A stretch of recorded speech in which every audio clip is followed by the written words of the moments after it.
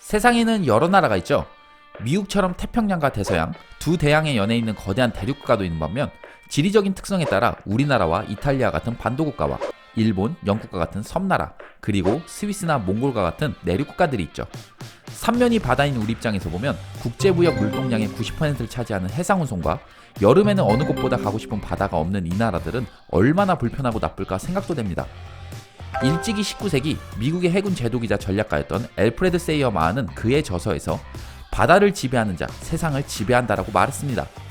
실제로 바다를 지배했던 국가들에 의해 역사는 쓰여온 경우가 많았고 최근 200여 년 동안은 해상 지배력에 의해 현재 우리가 사는 세계가 결정되었다고 해도 과언이 아니죠. 지금부터 이어갈 영상은 이렇게 중요한 바다가 없는 국가들에 대한 다양한 내용입니다. 현재 세계에는 46개의 내륙국가가 있습니다. 우리가 속한 아시아에는 몽골을 비롯해 동남아시아의 라오스, 특히 중앙아시아의 일명 스탄 국가들이 대부분 내륙국가들이죠. 세계의 지붕이라 불리는 히말라야 산맥에 위치한 네팔과 부탄도 바다와 아주 멀리 위치한 나라들입니다. 최근에 큰 물리적 갈등을 빚은 아제르바이잔과 아르메니아도 바다가 없죠. 유럽으로 눈을 돌려보면 알프스에 위치한 대표적인 3개국이 내륙국가인데요.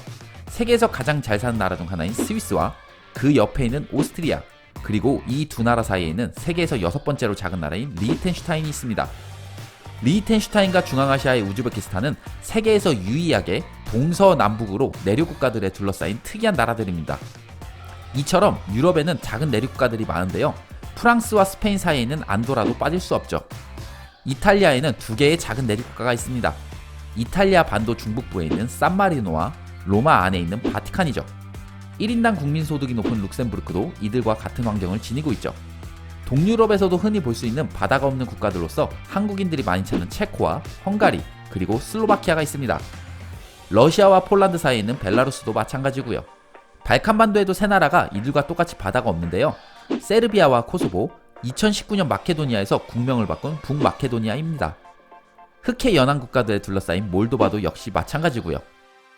유럽 및 아프리카에도 바다가 없는 나라들이 꽤나 많은데요.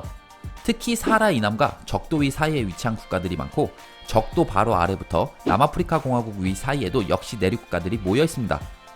남아공 안에 자리한 레소토와 에스와티니도 마찬가지고요. 오세아니아와 북미에는 내륙국가가 전혀 없습니다.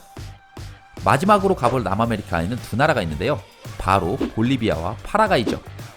사실 볼리비아는 바다가 있던 국가였는데 1879년 칠레와 초석 지역을 두고 벌인 일명 초석전쟁 또는 남미판 태평양 전쟁을 벌여 칠레에 패하며 지금과 같은 처지가 됐습니다. 내륙국가 중 가장 큰 나라는 카자흐스탄으로 세계에서 9번째로 큰 나라입니다. 반대로 가장 작은 내륙국가는 로마에 있는 바티칸이죠. 바다는 없지만 인구는 아주 많은 에티오피아가 이들 나라 중 인구가 가장 많고 이와 달리 역시나 바티칸이 가장 적습니다. 1인당 국민소득이 가장 높은 내륙국가는 룩셈부르크고 가장 소득이 낮은 곳은 아프리카의 부룬디입니다. 여러분, 이처럼 바다가 없는 나라들 중에서 공식적으로 해군이 존재하는 걸 알고 계신가요? 현재 10개 나라 정도가 해군을 보유하고 있다고 알려져 있는데 주로 큰 호수를 지닌 국가들입니다. 대표적으로 바다라 불릴 정도로 세계에서 가장 큰 호수인 카스피해의 연에 있는 카자흐스탄과 아제르바이잔이죠. 그리고 볼리비아 또한 세계에서 가장 높은 곳에 위치한 티티카카 호수 지역에 해군을 보유하고 있는데 위에서 설명했듯 얘 자신들의 땅을 되찾기 위한 일종의 명분으로 해군을 운영하는 면이 큽니다.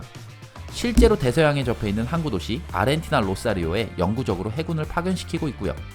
재밌는 점은 세계 최강의 해군력을 지닌 미 해군의 기초군사훈련소가 바다가 아닌 미국과 캐나다 사이에 거대한 호수들이 있는 5대5 중 유일하게 모든 지역이 미국 영토에 속한 미시간호에 위치해 있습니다. 지금까지 바다가 없는 나라들을 훑어봤는데요. 흔히 바다가 없는 것은 무척이나 큰 손해를 가지고 있다는 것인데 과연 무조건 옳은 말일까요? 여기 비슷한 두 나라를 비교해보죠. 알프스 산맥의 스위스와 히말라야 산맥 한가운데 있는 네팔. 두 나라 모두 과거 척박한 자연환경으로 다른 나라의 용병으로 생계를 유지하던 사람들이 많던 나라죠. 하지만 현재 스위스는 세계에서 가장 잘 사는 나라가 됐고 네팔은 아직도 큰 발전을 못하고 최빈국 중 하나로 살고 있습니다. 또한 반대로 바다가 있지만 못 사는 나라들도 매우 많죠. 이처럼 주어진 같은 환경이라도 그곳에 있는 사람들의 여러 능력에 따라 전혀 다른 세상이 살고 있습니다.